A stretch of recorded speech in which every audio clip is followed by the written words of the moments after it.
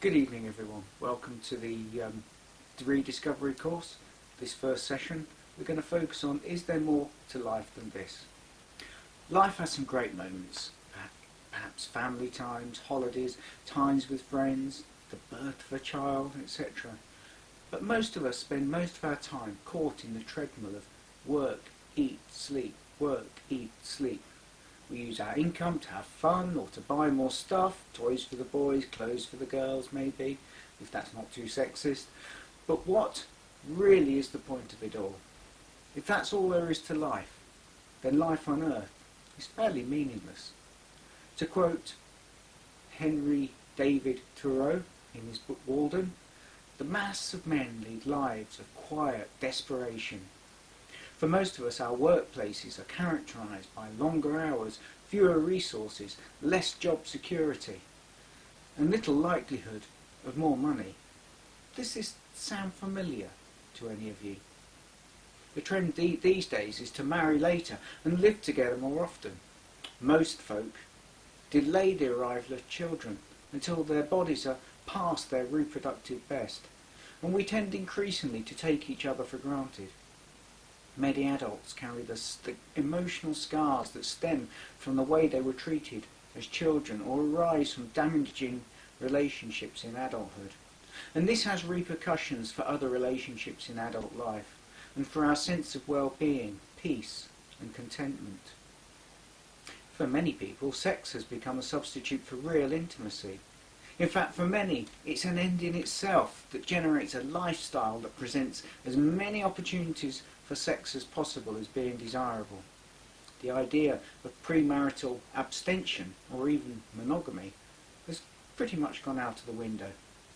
Marriages are disposable, with 45% of all marriages ending in divorce, usually within the early years of childbirth, which has a devastating effect on children. 40% of all children are likely to experience family breakdown at some stage. The 50 Shades of Grey trilogy has become the epitome of the futility of sexual relationship without love or any real intimacy that so many people seem to crave. The exponential growth of the porn industry also underlies this. Many people struggle to find significance, security and acceptance. Significance is seen as coming from what we achieve and how we perform. Security comes from the accumulation of money and stuff and the recognition of what we achieve. Acceptance comes from the way we look and the way other people perceive us, even if it's not the real us they are seeing. All of these things are transitory and are not yielding of lasting satisfaction or significance, security and acceptance. Failure to achieve these can lead to anxiety and depression. Richard Hornsby, director of the Sir Robert Mond Memorial Trust London, has been quoted as saying, "By 2020, severe depression will be the second leading cause of death after heart disease in the UK, and the most common problem is clinical depression. Over the course of a lifetime, it's estimated that between 18 and 12% and between 20 and 26% of women will suffer at least one episode of depression." Now those were predictions for 2020, and here we find ourselves in the middle of a crisis. It would be interesting to see how effective, how real those figures have been. I can only see them being even worse than that. Despite all appearances, anxiety and depression are rife in society today, and people are not actually happy. Environmentally, we are destroying the world at a phenomenal rate. The polar caps are melting, pollution is killing the environment. For example, nuclear waste dumped by the Russians into the sea is leaking and raising radiation levels. The pollution levels of plastic in the sea are extremely worrying and has the potential to destroy the marine ecosystem. Economically, the world is bankrupt. Even China has suffered a downturn in demand, and especially during this crisis. Internationally, we have strife in Syria, Afghanistan, Kenya, Nigeria, North Korea, Mali, Egypt, etc. The enlightened 20th century was the one in which we invented bigger and greater ways of killing each other. More people have been killed in armed conflict in the 20th century than in the preceding 19 put together. So the question is there any meaning to life? Could it be the case that when our 70 years and 10 have passed, or however many years we live on this earth, we've done nothing more than make a tiny contribution to the human gene pool, and then disappeared? Well, if there's no God, nor spiritual reality outside of this material world, then I'm afraid the answer is probably yes. The past is pointless, the future is hopeless, the present is meaningless, existence is futile.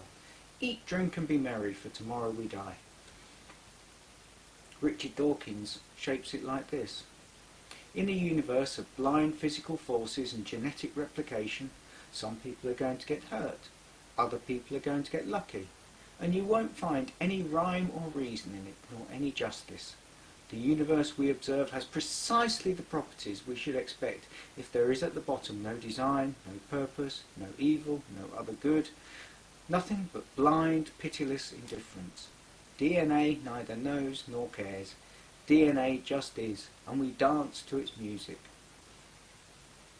Essentially, he confirms that if there is no God, life is pointless, and we're caught up in a hostile world that does what it likes to us, and there is nothing we can do about it. And this position is completely hopeless, completely without any hope for the future. We believe there is a spiritual reality which science and materialism cannot explain. Each one of us, if we will give ourselves to it, is on a spiritual journey, a quest for spiritual reality beyond our material existence. Creation around us points to the existence of a creator. Life in all its complexity in this blue planet, rushing through space at 67,000 miles an hour and revolving at 1,000 miles per hour, suggests intelligent design. Something made all that happen, and that someone is God. Many attend seances, seek fortune tellers and palm readers, or believe in some kind of force greater than themselves. And all of this is instinctual. We just sense. We have an inner sense that this material existence is not everything. The many religions seek to give us the meaning of life. For the Hindu, life is a series of tests, passing of which will determine the outcome of a future life.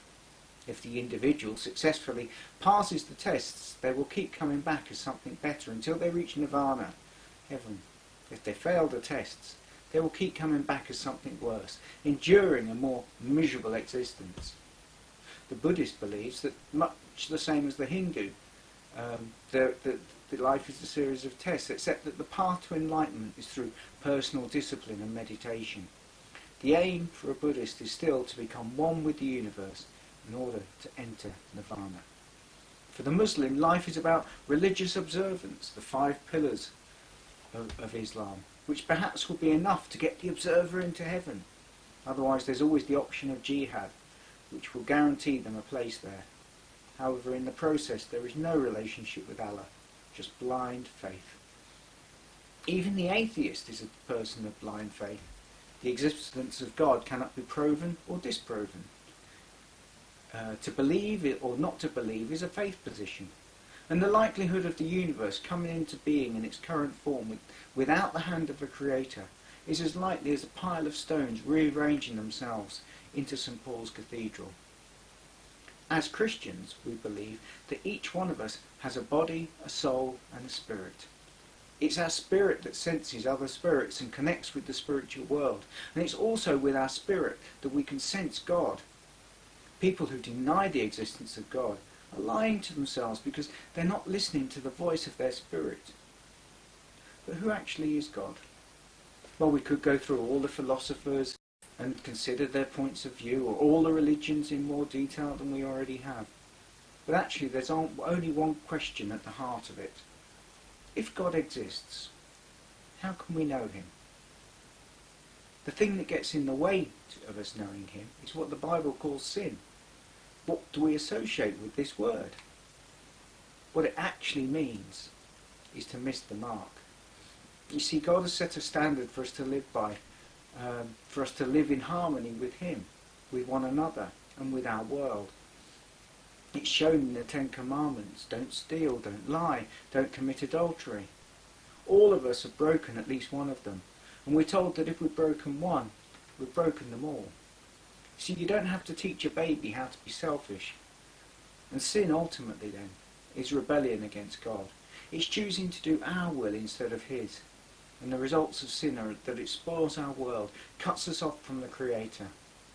You see, sin is not just about what I do as an individual, but what we all do. I may live a good and upstanding life, but as long as one child dies of starvation in the developing world, I share in that responsibility. As long as one innocent victim is abused or worse, I share in the guilt because I have stood idly by and allowed it to happen. You and I may think we're pretty good. We lead upstanding lives. We help where we can. We don't go out to hurt anyone. But as members of the human race, we share the guilt of every abuse of this world and its people. If I want to stand in self-satisfied justification and say, God should just accept me because I'm as good or better than the next man or the next person, then we're deceiving ourselves.